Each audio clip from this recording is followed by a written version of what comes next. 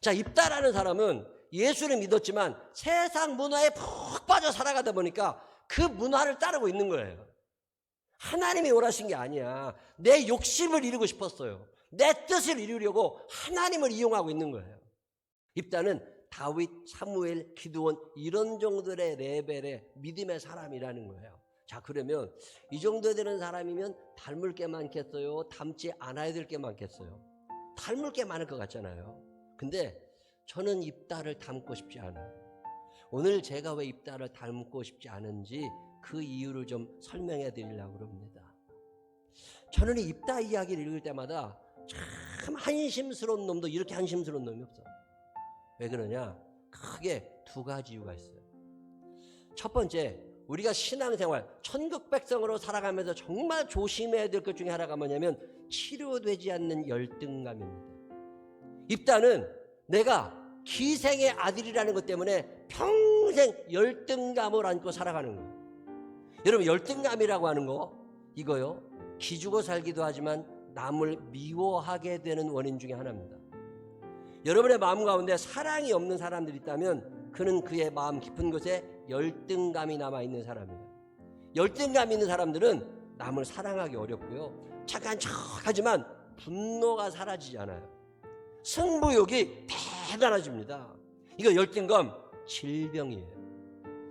두 번째로 입다의 문제는 뭐냐면 무식한 놈이라는 거예요. 무식해도 보통 무식한 게 아니에요. 여러분, 서원기도라는 거 이거요 참 위험한 겁니다. 여러분이 서원기도를 한 게 통보한 거예요? 하나님의 응답이 있었던 거예요? 여러분, 이거 잘 생각해 보세요. 하나님의 응답이 없었으면 그건 통보예요. 그건 서원 아닙니다. 입다가 서원을 했어요.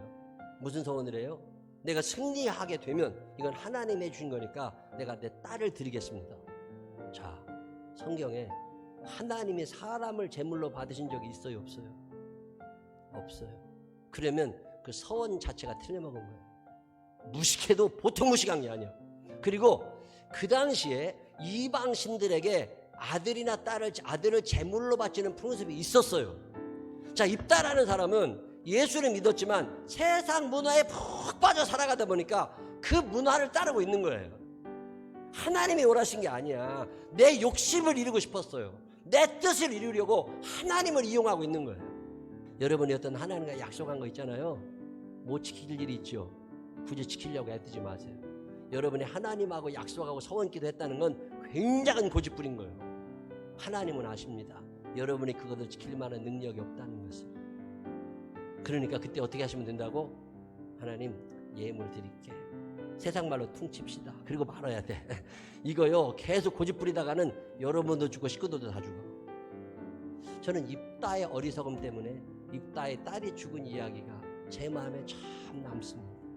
믿음으로 지혜의 영을 구하셔서 지혜롭게 신앙생활 잘 하셔서 이 땅에서의 삶도 행복하고 천국의 주인공이 될 수 있는 믿음의 사람들 되시기를 주님의 이름으로 축원합니다.